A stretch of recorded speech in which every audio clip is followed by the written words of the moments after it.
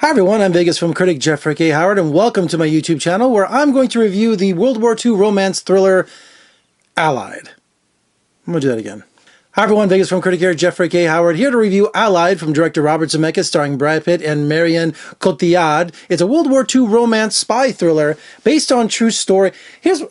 Based on true story, based on true events, based on, there must be some sort of movie legal mumbo jumbo, exactly what that means. Based on true events, based on actual events. I mean, there's got to be something in there where they say they can have a dramatic license and just kind of make things up to kind of fit the story. So I'm not sure, I think the overall premise of the movie has to be true, but I don't know about the details. It says based on true events, or I've seen this actually happened, so I don't know. I try to do some research on it.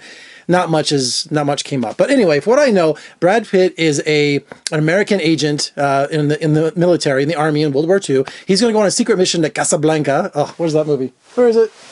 Right back there, Casablanca.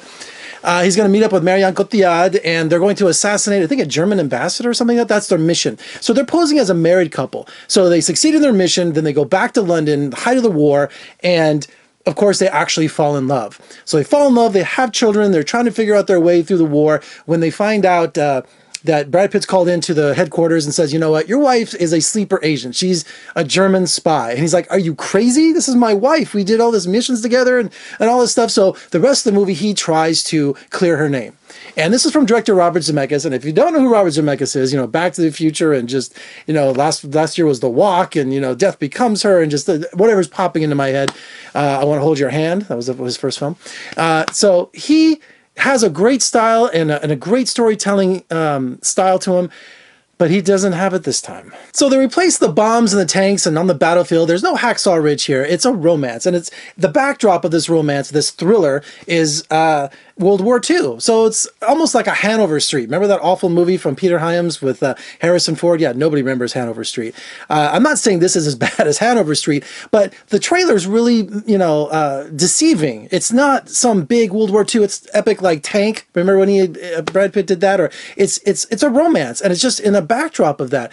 But unfortunately, I don't buy their romance. Not once do I think they're in love. They kind of sleepwalk through the movie, and maybe they are kind of spies. I don't know, but I just don't understand the chemistry between them. And of course, this is the rumor has it that his marriage went, because of these two actually seeing each other off screen, but I don't see the spark on screen, so I don't know where that romance came from. My biggest complaint is it doesn't feel like an epic. When you have a romance, a love story behind a disaster like a Titanic or something like that, you want something big and Gone with the Wind. You want something bigger than life with this little tiny romance that's going on around them as this chaos or this incredible story. But I don't feel an epicness from Robert Zemeckis. I really don't feel a style in this movie whatsoever.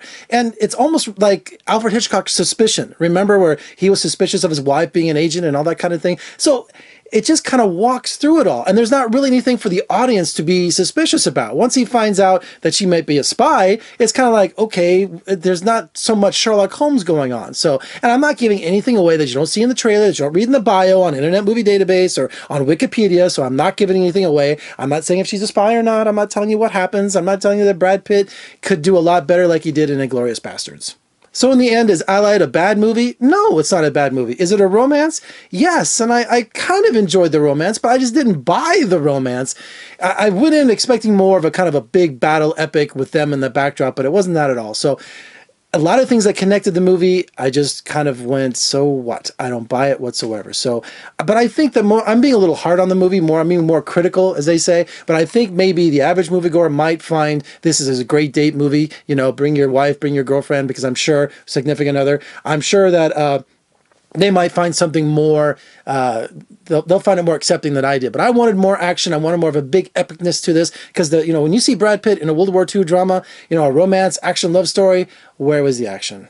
All right, for more reviews and interviews, just surf on over to my website at vegasfilmcritic.com. Check me out on social media, Facebook, Twitter, Instagram. I don't like Snapchat, but I'm on there. Yeah, I'll snap you. I'm saying that right? All right, I'm Jeffrey K. Howard. Thanks so much for joining me today. I'll see you next time.